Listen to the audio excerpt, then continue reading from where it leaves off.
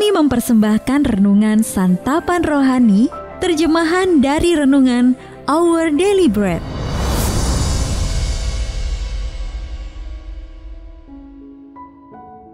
Untuk menerima notifikasi video baru kami, silakan tekan tombol subscribe dan tanda lonceng di bawah ini.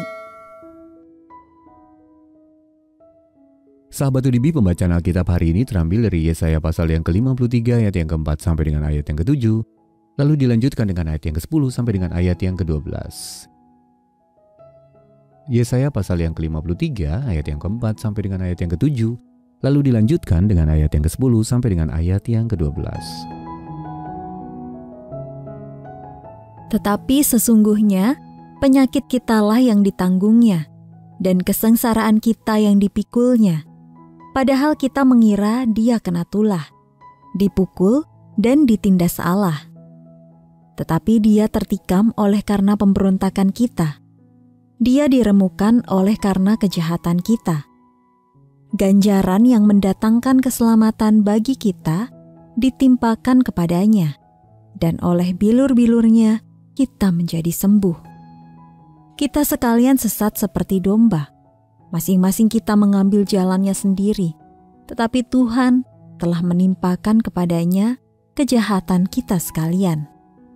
Dia dianiaya, tetapi dia membiarkan diri ditindas dan tidak membuka mulutnya seperti anak domba yang dibawa ke pembantaian. Seperti induk domba yang keluh di depan orang-orang yang menggunting bulunya. Ia tidak membuka mulutnya. Tetapi Tuhan berkehendak meremukkan dia dengan kesakitan. Apabila ia menyerahkan dirinya sebagai korban penebus salah, ia akan melihat keturunannya. Umurnya akan lanjut dan kehendak Tuhan akan terlaksana olehnya. Sesudah kesusahan jiwanya, ia akan melihat terang dan menjadi puas. Dan hambaku itu, sebagai orang yang benar, akan membenarkan banyak orang oleh hikmatnya, dan kejahatan mereka dia pikul.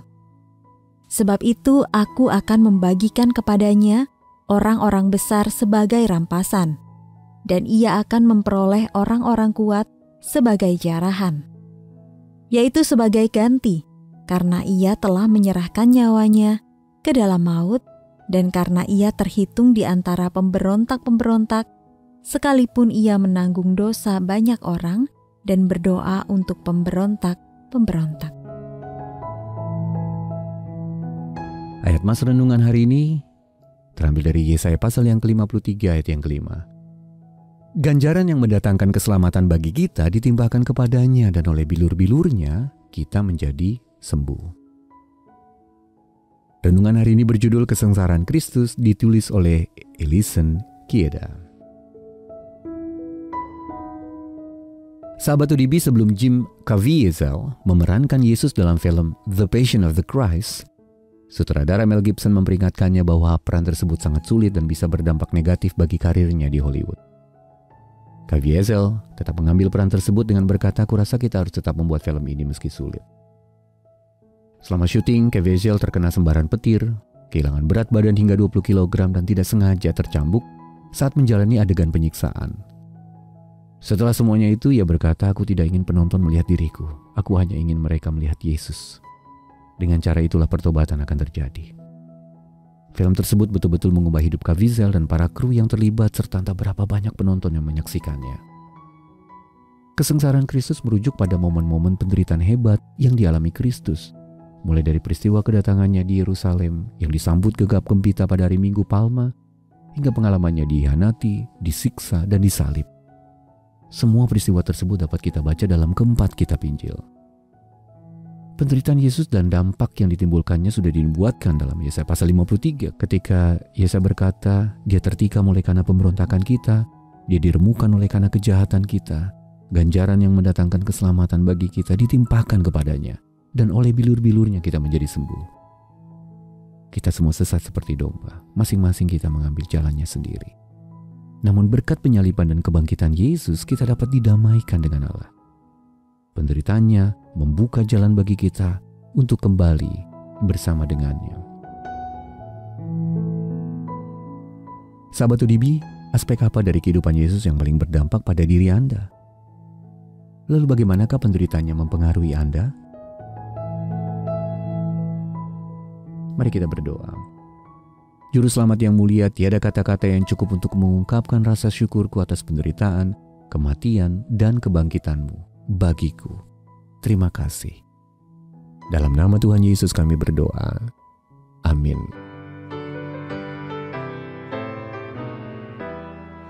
Kasih Yesus, dalamnya tak terhingga dan bebas, bagai gelombang lautan besar meliputi diriku.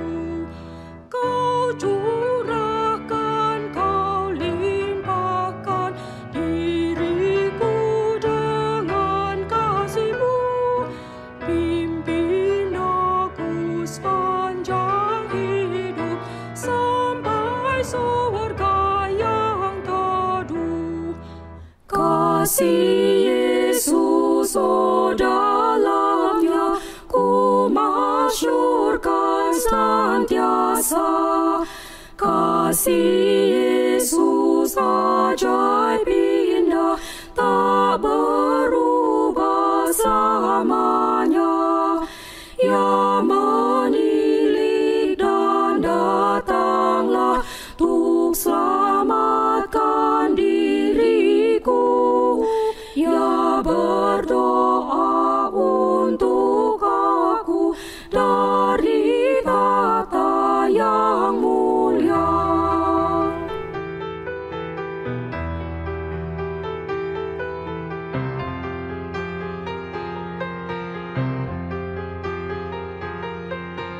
Kasih Yesus, dalamnya tak terhingga dan besar, melebihi lautan besar.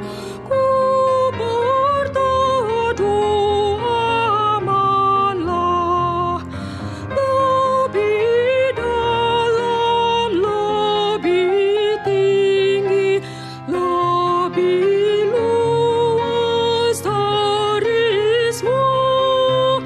Dia angkatku dari dosa, ku kan puji selamanya.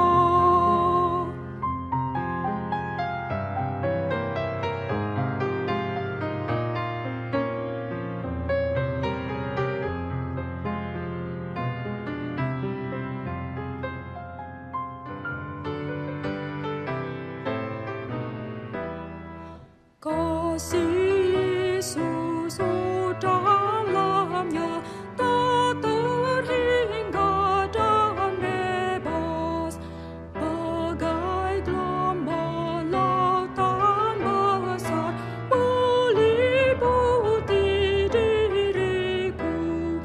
Kau curahkan, kau limpahkan diriku dengan kasih-Mu.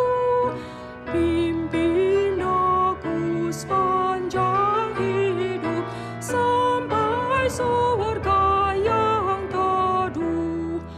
Kasih Yesus, dalamnya ku masyurkan senantiasa. Kasih Yesus ajaib indah, tak berubah selamanya.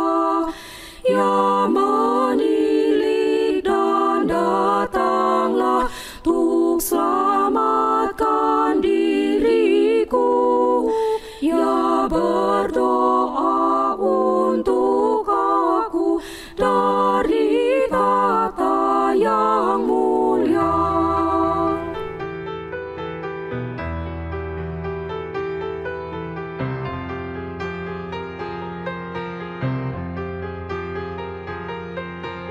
Kasih